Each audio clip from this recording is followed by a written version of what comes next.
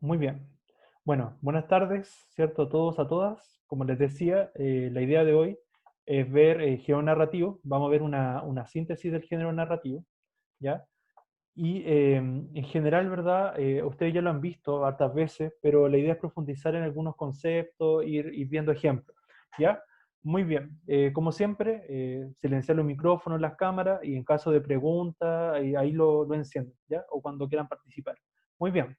Vamos a empezar con una reflexión, ¿ya? Dos reflexiones de dos autores que son Paul Valéry y Jorge Luis Borges, que dice así: los libros tienen los mismos enemigos que el hombre, el fuego, la humedad, los animales, el tiempo y su propio contenido, ¿cierto? Ese pensamiento, esa reflexión, nos invita a pensar sobre que los libros son como una extensión más de la humanidad, una extensión más del ser humano. ¿Por qué? Porque uno en los libros, ¿verdad?, encuentra experiencias de otras personas, encuentra lo que sienten, ¿cierto? ¿Ya?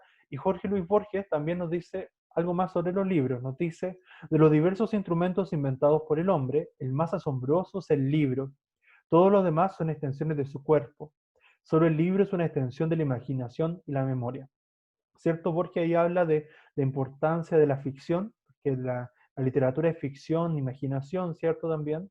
Y la memoria. ¿Por qué? Porque la memoria, ustedes saben que la memoria nos permite recordar, ¿cierto? Nos permite conocer nuestra biografía, lo que hemos vivido, y eso nos ayuda a conformar nuestra identidad, lo que somos. O sea, no seríamos quienes somos sin memoria, ¿cierto? Lo mismo nos pasa como sociedad, como país, por ejemplo, que cada vez que hablamos de memoria, recordar el pasado, recordar las cosas que han pasado en nuestro país, eso nos ayuda, por ejemplo, a saber quiénes somos, a tener identidad como país también, como cultura. Bien, eso era para empezar, ¿cierto?, la clase, ¿ya? Pero el objetivo, ¿cierto?, como les decía, era recordar de manera, a modo de síntesis, algunas características de este género, ¿ya? Que se ha visto varias veces, pero profundizarlo, como el tipo de narrador, los personajes, ¿cierto? El espacio, el tiempo y algunas técnicas narrativas contemporáneas, ¿ya? Que quizá eso puede ser un poco más difícil. Muy bien. Como ustedes saben, el género narrativo viene del acto de narrar, ¿cierto? De contar historias, ¿cierto? Pero la narración no es algo solamente presente en la literatura, ¿ya? Sino que es algo también que ha estado presente desde el origen del lenguaje del ser humano. ¿Por qué? Porque el ser humano de alguna manera siempre ha tenido esa necesidad de comunicar, de contar historias, ¿verdad? De transmitirle a otros lo que piensa, lo que siente, ¿ya?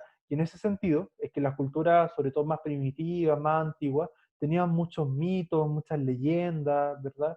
Que son las primeras formas de comunicación que van teniendo, ¿ya? Y sin embargo, no solamente está en esa parte del lenguaje, sino también, por ejemplo, cuando alguien nos pregunta qué hemos hecho hoy, qué hicimos el fin de semana, qué hiciste ayer, ¿verdad? ¿Qué te pasó ese día? ¿Cierto? O cuando nosotros le hacemos esa pregunta a alguien, nos va a contar una historia, nos va a contar lo que le pasó. Entonces, narrar es algo que está en nuestro día a día, que está en nuestra vida cotidiana. ¿Me escuchan bien, cierto? ¿No hay problemas de audio? ¿No? ¿Se va escuchando claro? Si hay alguna interferencia, algo me dicen ya para parar ahí. ¿Bien? Bien, chicos. Dato para ustedes, ¿cierto? Uno actualmente ve la literatura, porque estamos acostumbrados a la escritura, a la lectura, ¿cierto? Lo vemos como una experiencia escrita. Sin embargo, la literatura nace de una experiencia oral. Los mitos, las leyendas, ¿verdad? Son parte de lo que es la literatura igual. ¿Y eso por qué? Porque en la antigüedad no había, mucha gente era analfabeta, no sabía leer ni escribir, no como ahora que hay mucha más gente que sí lo sabe. Por lo tanto, eran muy pocos. Chicos, silenciar los micrófonos cuando no corresponda, ¿ya? Bien. Como les decía, em, ¿cierto? La literatura oral tiene esa característica de que las personas que no conocían la lectura, ¿verdad? Podían acceder igual a leyendas, a historias, ¿cierto? Y eran contadas, por ejemplo, por los trovadores en la Edad Media, por los aedos en la Edad Antigua. Pero también yo creo que cuando ustedes eran más chicos, alguna vez en alguna clase le hicieron cuentacuentos, ¿cierto? Los cuentacuentos es cuando cuentan esta historia así como mucho más dinámica, más, se disfrazan y todo, ¿ya? ¿Para qué? Para incentivar, para motivar la lectura. Bien, ustedes saben que el género narrativo tiene un narrador, que es el ente ficticio, creado, ¿cierto?, por el autor, tiene personaje y un tiempo, ¿ya? Pero dependiendo de la extensión de la historia, dependiendo de la extensión del texto, es que tenemos cuentos, ¿verdad? Que son narraciones mucho más breves, con pocos personajes, que se describe poco, ¿verdad? Y escasa descripción, y donde se centra sobre todo en el final de la historia, en el desenlace, ¿ya? Y obviamente para un buen cuento tiene que tener suspenso. Si alguna vez, obviamente, leen o escriben algún buen cuento, generalmente uno se fija en el suspenso que va teniendo y cómo va a terminar esa historia, ya para mantenerte atento, ¿verdad? Y a veces cuando inclusive es mucho más breve, ¿verdad? Estamos en presencia del microcuento o del microrelato. Yo creo que ustedes, ¿cierto?, conocen del concurso literario Santiago en 100 palabras, que se hace todos los años, ¿ya? Donde, como el nombre lo dice, en menos de 100 palabras o máximo de 100, las personas escriben una historia. Y esa historia, ¿verdad? Son generalmente, más, como les decía, mantienen suspenso y al final te llegan con algo inesperado, algo que escapa a lo que tú te estabas esperando. Son como técnicas que tienen. Y algo que ustedes están mucho más acostumbrados son las novelas, ¿cierto? Las novelas ustedes saben que son relatos mucho más extensos. Como las novelas no tienen límites de páginas, por así decirlo, pueden centrarse mucho más en los lugares, pueden haber mucho más ambiente, también pueden haber más personajes, más acontecimientos, ¿verdad? E inclusive se puede hacer mucho más reflexiones, ¿ya? El personaje puede extenderse mucho más porque la novela no tiene como un fin, por así decirlo, ¿ya? Bien, eh, pregunta para ustedes. La siguiente. Respecto del género narrativo, se puede afirmar que centra su interés en el relato de los hechos. ¿Es importante o no la historia dentro del género narrativo? ¿Sí o no? ¿Será importante la historia en el género narrativo, chicos? Sí, Sí, cierto. De hecho, la Sí, historia, profe. muy bien. De hecho, la historia es lo más importante, por así decirlo. O sea, sin una historia que contar, no habría género narrativo. Presenta un mundo ficticio, ¿ya? Creado a través, ¿cierto?, del relato. ¿Ya? Ese mundo ficticio, o sea, sin lugar a dudas es así, ¿ya? Porque estamos dentro de la literatura, y la literatura es ficción, ¿ya? Por lo tanto, sí o sí. ¿Ya? ¿Utiliza ambientes, personajes y acontecimientos? Sí, o sea, porque son elementos importantes dentro del género narrativo. Por lo tanto, era uno, 2 y 3. La E era la correcta. Muy bien. Otro dato para ustedes. Ustedes saben que el emisor real, quien escribe la historia, es el autor, pero la voz de la historia, la voz que nos cuenta, ¿cierto?, la historia es el narrador. Entonces tenemos un emisor real, que es el autor, y un emisor ficticio, que es el narrador, ¿ya? Para que hagan esa diferencia. Sin embargo, a veces coincide, como en el caso de las autobiografías, donde el autor es la misma persona que el narrador. Sin embargo, el narrador siempre es ficticio de todas maneras. ¿Por qué? Porque nunca alguien va a poder contar una historia con tanto detalle que sea igual a cómo la vivió, ¿ya? Bien, ahora vamos a pasar a una clasificación que son los géneros históricos, ¿ya? Es importante recordar que la narrativa, ¿cierto? Los géneros los subgéneros de la narrativa se van dividiendo por épocas. Hay ciertas épocas, ciertos periodos de la historia en que se privilegian ciertos géneros por sobre otros, ¿ya? En ese sentido, tenemos los poemas épicos, ¿ya? Que como el nombre lo dice, eran poemas, porque eran escritos generalmente en verso, sin perder el carácter narrativo. En la antigüedad no había mucha diferencia entre poesía y narración, ¿ya? Con el tiempo, esas diferencias van a estar más marcadas. Los poemas épicos nacen primero de manera oral, cuentan historias de héroes, de hazaña, de los dioses, los guerreros. Por ejemplo, en la Grecia antigua tenemos muchas historias de héroes. Uno de los más conocidos es Hércules, por ejemplo. En la, por ejemplo, en la India tenemos a Buda, tenemos a Arjuna, tenemos otros héroes también, a Siddhartha, por ejemplo, que de alguna manera son héroes también y se contaban muchas leyendas sobre ellos, ¿ya? Un rasgo importante dentro de los poemas épicos es que ayudan a crear, a forjar la identidad de un pueblo. ¿Por qué? Porque la idea era mantener el pueblo unido. Entonces, en ese sentido, es que se contaban esas historias para darle como mayor importancia a lo que sucedió en algún momento. Y mucho de eso era inventado también. Un ejemplo también es el Cantar de Roldán, un texto, poema épico de Francia, en la época del imperio de Carlomagno. A quien le guste la historia, a quien le guste saber de historia, por ejemplo, el imperio carolingio, ustedes saben que fue una de las épocas de mayor esplendor en Francia, ¿verdad? Donde se fue expandiendo territorialmente en Europa y en otras partes, ¿cierto? Y acá se narra un personaje en particular que es Roldán, ¿verdad? Y él va haciendo, se convierte en un héroe porque hace harta hazaña, defiende al pueblo, es un buen guerrero, ¿ya? Es un buen caballero. Bien. Las epopeyas son otro género, subgénero narrativo, ¿ya? Y es muy parecido al poema épico, la diferencia es que este se centra mucho más en lo colectivo, habla más de la sociedad, ¿ya? Entonces le genera una identidad como comunidad. Un ejemplo que ustedes yo creo que conocen, no han escuchado o han visto alguna película al menos, es la Odisea, ¿cierto? De Homero, ya que es un clásico griego que habla de este viaje, ¿cierto?, de Odiseo de Ulises, cuando después de la guerra de Troya, ¿cierto?, él vuelve a Ítaca. Ítaca era su ciudad natal, ¿cierto?, donde estaba Penélope esperándolo, ¿cierto?, y ella le era fiel, ¿verdad?, aunque tenía varios pretendientes. Eso es lo que cuenta la historia, ¿cierto? Sin embargo, esta Odisea, ¿por qué se llegó a llamar así? Esta Odisea, ¿cierto?, en realidad, claro, por el personaje central, pero como estamos dentro del mundo mitológico de los griegos, ¿cierto?, ya aparecían muchos dioses, aparecía Poseidón, Atenea, ¿cierto? Hades, ¿verdad? Aparecía Zeus, ya, y inclusive aparecían monstruos, aparecían cíclopes, aparecían las sirenas. Entonces, Odiseo vive esta aventura que les cuesta muchísimo volver a su hogar, entonces eso lo hace un relato bien interesante. O si no lo han leído, lo podrían leer, ¿ya?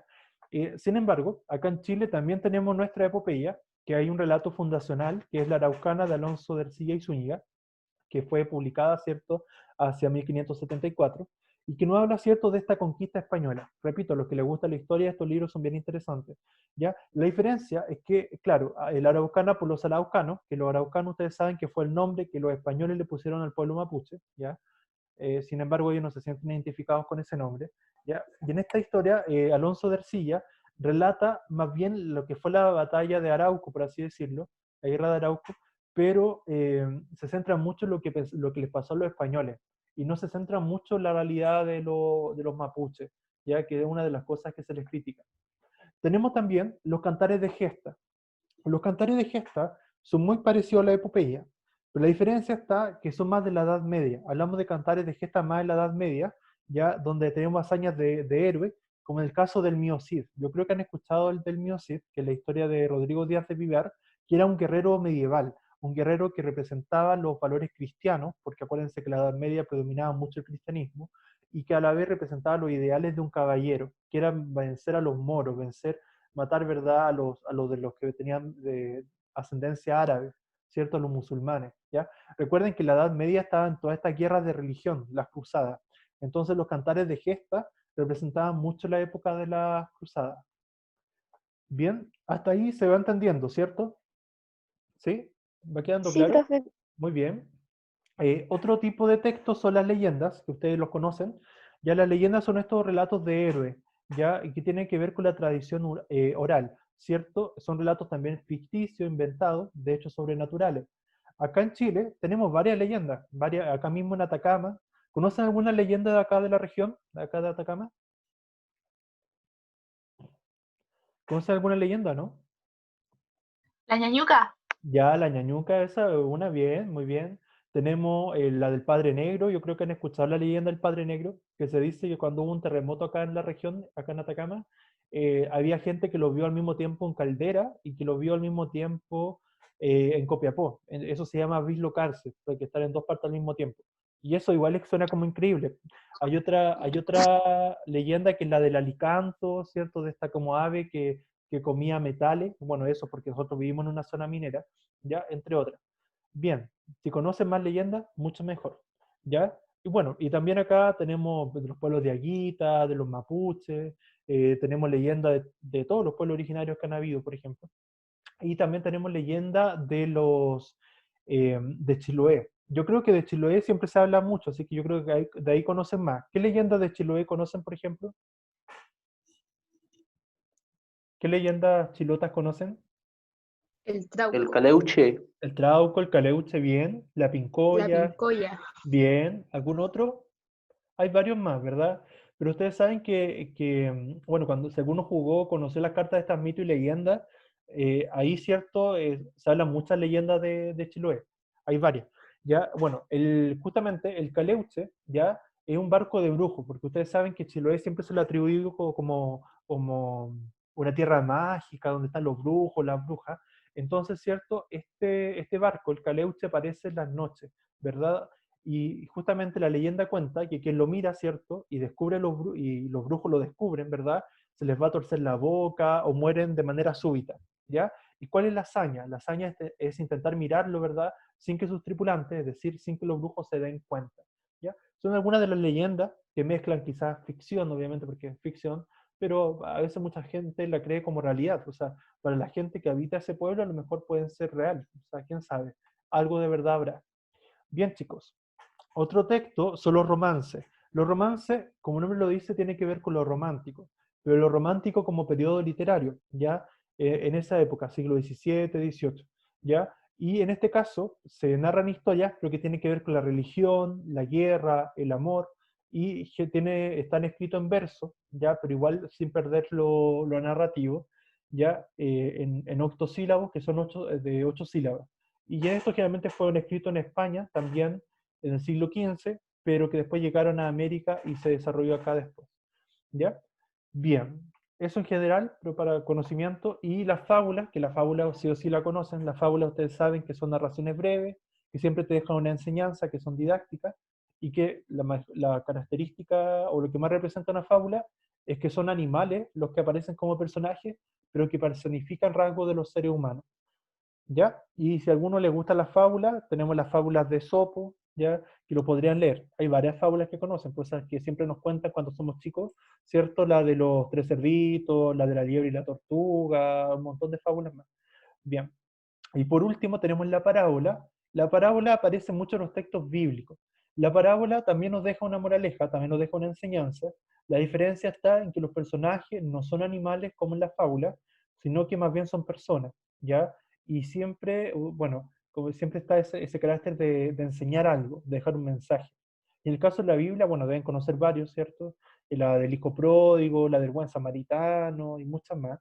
Y por ejemplo, la del hijo pródigo es la de que el hijo, ¿cierto?, que abandona a su padre, que es un hijo como rebelde, ¿cierto? Y que después cuando ya se le acabó el dinero y todo lo demás, se farrió todo, vuelve donde su padre y el padre, benevolente, ¿cierto?, lo acepta y permite que este vuelva y lo trata muy bien igual. Entonces, ahí viene el arrepentimiento y todo lo demás. Entonces, las parábolas siempre nos dejan un mensaje, siempre nos dejan una enseñanza. Bien, pregunta para ustedes. Los géneros literarios históricos se caracterizan porque siempre en las preguntas, bueno, ya no es PSU, las preguntas de la prueba de transición igual, van a tener alguna marca en las preguntas que les va a poder dar alguna pista. Cuando hablamos de histórico, que son los géneros que vimos recién, ustedes se fijaban que había un rasgo importante, que era el tiempo. La época en que se escribe es importante. Por lo tanto, entonces, ¿podríamos decir entonces que responden a un modelo estructural inmodificable en el tiempo? ¿Los géneros no se modifican en el tiempo o al contrario? ¿Cierto? Sí, se modifican. Exacto, ¿verdad? Que no hay un género igual a otro, ¿ya? Y fuera de eso, además de eso, que hay cierta época en los que se privilegia ciertos géneros o ciertos subgéneros por sobre otros. Entonces, no tenemos el mismo género narrativo a lo largo de todo el tiempo, ¿ya? Sino que va a depender de la época. Así que descartamos esa. Tenemos otra. El emisor y los receptores literarios comparten el mismo tiempo histórico. ¿Será así? No, ¿verdad? ¿Por qué? Porque hay gente, hay escritores, ¿verdad?, que podrían haber escrito hace un siglo atrás, hace miles de años atrás. Sin embargo, nosotros lo podemos leer actualmente. Entonces, no necesariamente compartimos la misma época en que fue creada la historia. ¿Ya? Ahora vienen unos distractores. Manifiesta una realidad ficcional propia del género narrativo. Acá algunos podrían decir que sí, porque sabemos que la literatura es ficción, pero nosotros vimos que muchas de estas leyendas, de estos poemas épicos, de los cantares de gesta, la epopeya, se basan igual en la realidad. Entonces hay una mezcla entre realidad y ficción. Entonces podemos concluir que no es totalmente ficción, así que la descartamos. ¿Ya? Pero podría haber sido, si no hubiese habido otra correcta. ¿Ya? Y la última dice, su forma y su estructura dependen de la temática que se quiera abordar. Ese también es un distractor. ¿Por qué? Porque en realidad los subgéneros narrativos, está primero el subgénero que va se va a tomar por la época en la que es escrito, o sea, la época es lo primero, es lo más importante para definir el género que se va a trabajar, ¿ya? Y después, una vez que se define el género o el subgénero literario, ya es que vienen los temas. Entonces, primero es la época, luego el género o subgénero y luego el tema. Entonces, no depende todo del tema, ya el tema es como secundario, así que la descartamos. La correcta era la B, surgen a partir de determinadas circunstancias sociales y culturales propias de una época. ¿Cierto? ¿Por qué? Porque cada época, cada cultura va a pasar ciertas cosas, ciertos sucesos, ciertos acontecimientos, que va a hacer que privilegie ciertos subgéneros por sobre otros. ¿Hasta ahí se entendió? ¿Todo bien hasta ahora? ¿Sí? Sí, profe. Muy bien. Esto yo creo que lo han visto, ya lo hemos visto en alguna oportunidad, quizá en distintos momentos, pero la idea es que ahora esto lo manejen al revés y al derecho. Ya esto les va a servir como material, así que guárdenlo, repásenlo. Yo no se los voy a pedir ahora así como en una evaluación, no. Mi idea era que ustedes manejen esto para que cuando tengan que les pregunten algo de género narrativo, por ejemplo en la prueba de transición, ustedes sean capaces de reconocer, ah, ya, esto significa tal cosa, o esto apunta a tal cosa, ¿ya? Bien, ahora vamos a ver la focalización. La focalización es el punto de vista del narrador, ¿ya? Y que tiene que ver con el grado de conocimiento. El caso de, por ejemplo, el narrador omnisciente, que lo conoce todo, estamos en presencia de la focalización cero, ¿ya? ¿Por qué focalización cero? Porque el narrador sabe tanto lo que viven los personajes, lo que ve, lo que observa, como lo que sienten, lo que piensan. Por lo tanto, no se focaliza ni en lo interno ni en lo externo. Entonces queda como focalización cero. Intenta ser objetivo, sin embargo, igual presenta cierta subjetividad. Vamos a ver un ejemplo. El caso de Alicia del País de las Maravillas de Lewis Carroll. El narrador de Alicia del País de las Maravillas no solo es capaz de contarnos lo que hace Alicia junto a su hermana, sino que puede incluso citar los pensamientos de la joven protagonista, pues sabe lo que se pregunta Alicia en torno al libro que lee junto a su hermana. Dice así: Alicia empezaba a cansarse de estar allí sentada con su hermana a orillas del río, sin tener nada que hacer. De vez en cuando se asoma al libro que estaba leyendo su hermana, pero era un libro sin ilustraciones ni diálogos. ¿Y de qué sirve un libro?, se preguntaba Alicia, que no tiene ni diálogos ni dibujos. Bien, ¿por qué podríamos decir que ahí hay un narrador omnisciente y de focalización cero? ¿Por qué es omnisciente ahí? Porque sabe qué está pensando.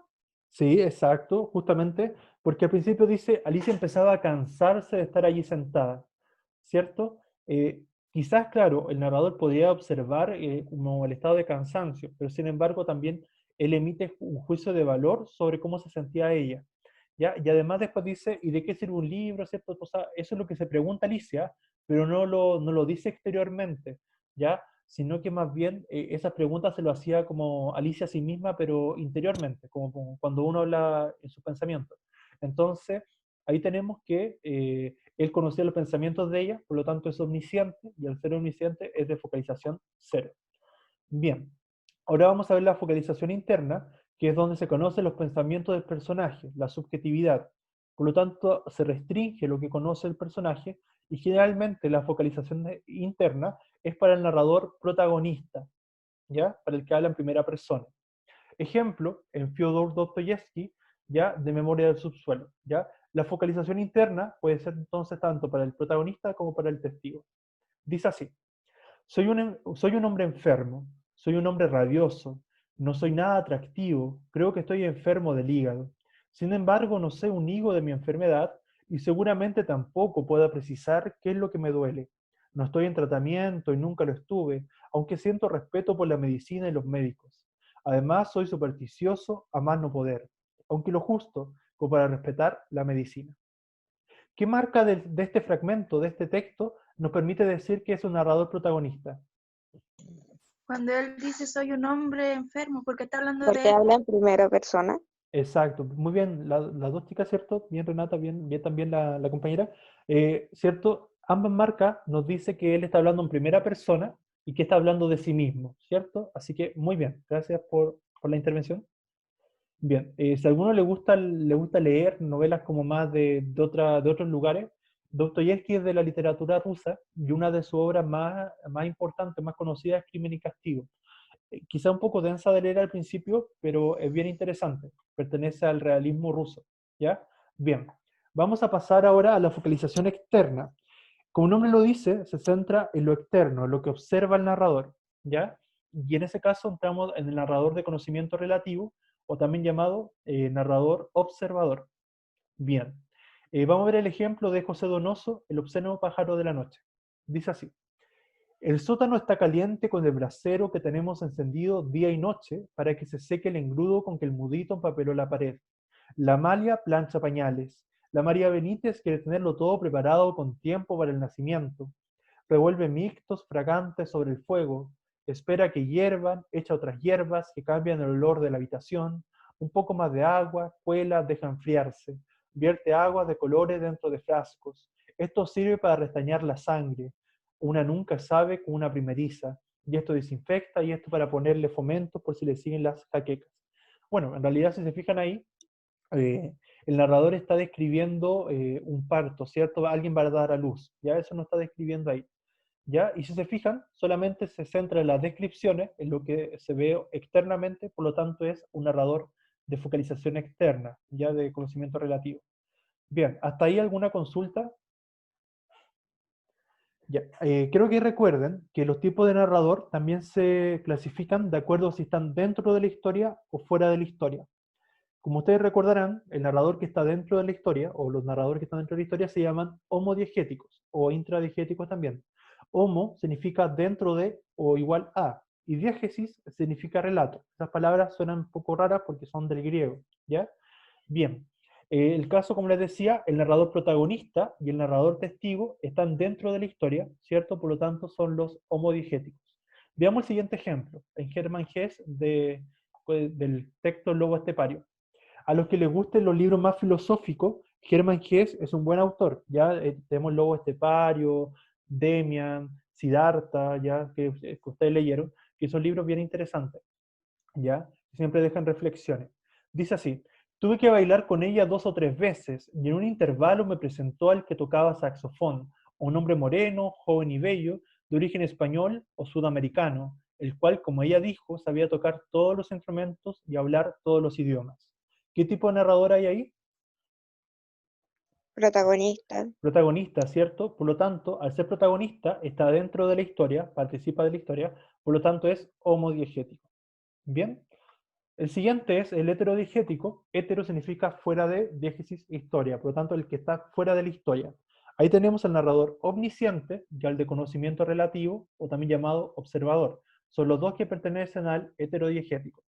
Hay una tercera categoría que no la hemos visto, pero que se llama narrador equisciente. El narrador equisciente es una mezcla entre observador y omnisciente, pero solamente sabe todo, pero de un solo personaje. ¿Ya? Ese caso, tanto el omnisciente, el de conocimiento relativo y el equisciente son heterodiegéticos porque están todos fuera de la historia. Bien, vamos a ver el siguiente ejemplo del Premio Nobel de Literatura, el peruano, ¿cierto?, Mario Vargas Llosa, con el texto del abuelo.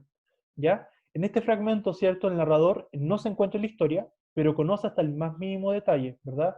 Incluso aquello que no se ve, lo que está invisible. Veamos, dice: regresó a su asiento y esperó.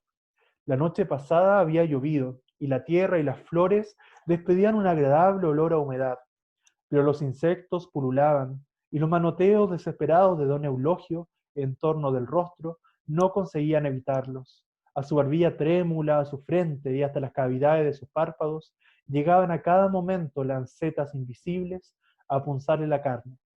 Bien, al principio podríamos decir que es observador, porque solamente dice lo que está externo, pero en el final dice: llegaban a cada momento lancetas invisibles a punzarle la carne.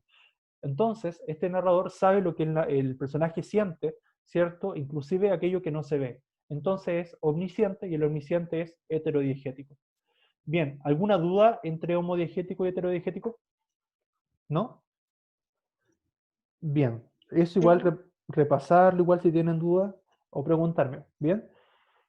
Pregunta para ustedes. El narrador de un texto literario, entonces se caracteriza por desempeñar el rol del emisor en el texto. Sí, ¿verdad? O sea, el narrador es el emisor ficticio, creado por el autor. Así que sí. ¿Participar o no en el desarrollo de la historia? ¿Esa es verdad o no? ¿Sí o no? Sí, cierto, porque lo que vimos recién, ¿cierto? Que el narrador podía estar dentro de la historia o fuera de la historia. Y ser un ente de ficción, sí, porque sabemos que el narrador es inventado o creado por el autor. Y está dentro de la literatura, y la literatura es principalmente ficción. Por lo tanto, era uno, 2 y 3, la E era la correcta. Bien, algo que ustedes conocen, pero lo vamos a revisar de nuevo, que lo vimos cuando vimos género dramático, ¿cierto? En la unidad 0, que son los estilos narrativos, ya que también están en el género dramático. El estilo directo, ustedes recordarán que es cuando estamos en presencia de los diálogos y conocemos directamente lo que saben los personajes, ¿ya? Ejemplo de Martín Rivas, a cierto autor chileno, que es cierto el caso de Alberto Blescana, ¿ya? ¿Y cómo se llama usted?, preguntó con voz seca. Martín Rivas, contestó el provinciano, tratando de dominar su impaciencia, que no dejó por esto de reflejarse en sus ojos. Espérese pues, dijo el criado, y entró con paso lento a las habitaciones del interior. Si ustedes se fijan, acá tenemos predominantemente un diálogo entre los personajes, por lo tanto sabemos lo que ellos dijeron. Entonces eso es el estilo directo. Bien. Por otro lado, cuando solamente habla el narrador, ya como en el caso de Mario Vargas Llosa, ¿cierto? En su texto de Los Cachorros, ya, ahí el narrador solamente interviene él, ya no intervienen los personajes. Eso se llama estilo indirecto. Ejemplo, María me contó que va a viajar fuera de Chile. Eso que le contaron, ¿verdad? Que alguien le contó, pero no dice, no lo dice el personaje, sino el narrador, es indirecto. Veamos el siguiente ejemplo. Él nos contaba contento y ahora les tocaba a ellos, salud, hecho un caramelo de felicidad. A veces nos apurábamos a tener enamorada y cuella, golpeando la mesa con su vaso. Al principio dice, él nos contaba contento. O sea, está hablando lo que la otra persona le contó, lo que el otro personaje le contó, pero lo dice el narrador. Entonces eso es estilo indirecto. Y por último, tenemos el indirecto libre, también llamado mixto, donde se mezcla lo que dice el personaje, pero en realidad es dicho por el narrador, pero reproduce tal cual lo que dijo el personaje o lo que pensó el personaje, ¿ya? Y nos dan el ejemplo con Crónicas Marcianas de Ray Bradbury. A quien les gusten los textos de ciencia ficción, los textos más futuristas, porque por ejemplo acá en Crónicas Marcianas se habla de los viajes interespaciales, ¿cierto? Interplanetarios, entre las primeras colonizaciones de, ¿cierto? En Marte, ¿ya? No habla de cómo es la vida en Marte supuestamente y los personajes son marcianos en el fondo, pero marcianos como característica humana porque son colonias humanas que se fueron a Marte. Es bien entretenido, es bien interesante a los que les gusta la ciencia ficción. Dice así: quería ir a Marte en el cohete. Bajó a la pista en las primeras horas de la mañana y a través de los alambres les dijo a los hombres uniformados que quería ir a Marte. Les dijo que pagaba impuestos, que se llamaba Pritchard y que tenía derecho de ir a Marte. ¿No había nacido allí mismo en Ohio? ¿No era un buen ciudadano? Entonces, ¿por qué no podía ir a Marte? Acá, bueno, si leen esta historia o se la han leído, en realidad se habla de que tampoco todos podían llegar a ir a Marte. Ya tenían que tener ciertos recursos, ciertos dineros para poder ir. ¿Ya? Bueno, lo que estábamos analizando acá era el estilo indirecto libre o mixto. ¿Por qué? Porque si se fijan en lo que está subrayado, no había nacido allí mismo en Ohio, no era un buen ciudadano, eso lo dijo o lo pensó el personaje. Sin embargo, no lo dijo el personaje, lo dice el narrador. Entonces se mezcla lo que pensó el personaje, pero dicho por el narrador. Eso se llama estilo indirecto libre o mixto. Bien, chicos, ¿hasta ahí alguna pregunta? ¿Queda claro? ¿Va quedando claro, no? Sí, profe. ¿Sí? Ya, muy bien. Cualquier cosa me dicen. Nos quedan como 5 o 6 minutos. Si se corta, volvemos a ingresar, ¿ya? Bien, ustedes saben que muchas de las técnicas que hemos visto ya surgen de las vanguardias literarias. ¿Qué son las vanguardias literarias? Las vanguardias literarias son un movimiento literario, cultural, artístico, ¿cierto? De principios del siglo XX, de la época de las guerras mundiales, de la Primera Guerra Mundial, hacia 1914, ¿cierto? Un poco antes incluso, ¿ya? Y son los tal conocidos ismos, surrealismo, dadaísmo, ultraísmo, creacionismo acá en Chile, etc. ¿Ya? Y todo esto, ¿qué aportaron? Aportaron algunas técnicas bien interesantes. Aportaron técnicas a la fotografía, técnicas del cine, porque ustedes saben que a principios del siglo pasado, del siglo XX, empezó a surgir el cine, ¿cierto? Todas estas películas en blanco y negro, el cine mudo y otras técnicas, ¿ya? Y también apareció el psicoanálisis de Freud, a los que les guste la psicología, ¿ya? Que van a intervenir y van a influenciar en las técnicas literarias, ¿ya? Y en las técnicas del arte, ¿ya? Y ahí nacen técnicas como el montaje. Ustedes recuerdan que el año pasado, si no me equivoco, o me parece que lo leí con cuarto, no recuerdo bien, ya, pero leímos La noche boca arriba, ya de Julio Cortázar. Si lo han leído, si no lo han leído, pueden ver el video, hay un video en YouTube de La noche boca arriba, o leer el cuento que no es muy extenso y es bien entretenido, donde se mezclan dos historias, la historia de un motociclista y la historia de un moteca, que es uno de los pueblos aztecas, ¿ya? Y se cuentan en paralelo, hasta tal punto que se entremezclan las dos historias y parecieran que fueran una sola historia. Eso se llama montaje, ¿ya? Para que lo puedan ver. Otra técnica que ustedes saben que pertenece a las anacronías, que son el raconto, el flashback, la premonición y el flash forward. El raconto ustedes saben que es un recuerdo extenso, ¿ya? Y lo vamos a ver con Marcel Proust. Ya Marcel Proust trabaja mucho estas técnicas narrativas. Si a alguno le gusta mucho leer, podría leer a Marcel Proust el texto La muerte de las catedrales, En búsqueda del tiempo perdido. Es mucho más denso de leer, es muy pesado, pero bien interesante, ¿ya? Y él ocupa todas estas técnicas. Dice así: las sensaciones que tampoco tornarían más que en sueños caracterizan los años que quedaron atrás. Al principio está hablando, ¿cierto?, de lo que sentía, de algo que le provoca algo, pero los sueños, ¿ya? Pero está hablando de un pasado. Y por poco poéticas que sean, se cargan de toda la poesía de esa edad, de la misma forma que nada está más lleno de tañido de las campañas de Pascua. Sabemos que está hablando de un hecho del pasado, que es la Pascua, que es la Navidad, ¿cierto? ¿Ya? Y de las primeras violetas, que esos últimos fríos del año que estropean nuestras vacaciones y obligan a encender el fuego durante el desayuno. Ustedes saben que la Navidad se vive de manera distinta en el hemisferio norte y acá en el sur, ¿cierto? Si nos está hablando, nos está describiendo que hacía frío en la época de Navidad y tenía que prender la chimenea, obviamente estaban en el hemisferio norte, ¿cierto? Estaban en la época de invierno, ¿ya? Y después dice: no me atreví a hablar de esas sensaciones que retornaban algunas veces durante mi sueño. O sea, esto es lo que está contando le pasaba en el sueño, no es que le pasara ahora. Si no apareciesen, casi revestidas de poesía, separadas de mi vida presente, y blancas como esas flores de agua cuya raíz no agarra en tierra. Lo que está haciendo el personaje acá es recordar algo que vio en sus sueños, ¿ya? Eso es un claro ejemplo del raconto, ¿ya? ¿Cierto? De este recuerdo del pasado, ¿verdad? Que es mucho más extenso. El flashback, por otro lado, es un recuerdo rápido del pasado, ¿ya? ¿Cierto? Similar al raconto, pero mucho más breve, puede ser una frase, una oración. Y la premonición, si es que han visto la película, o las películas, porque son varias, Destino Final, en Destino Final aparecen muchas premoniciones.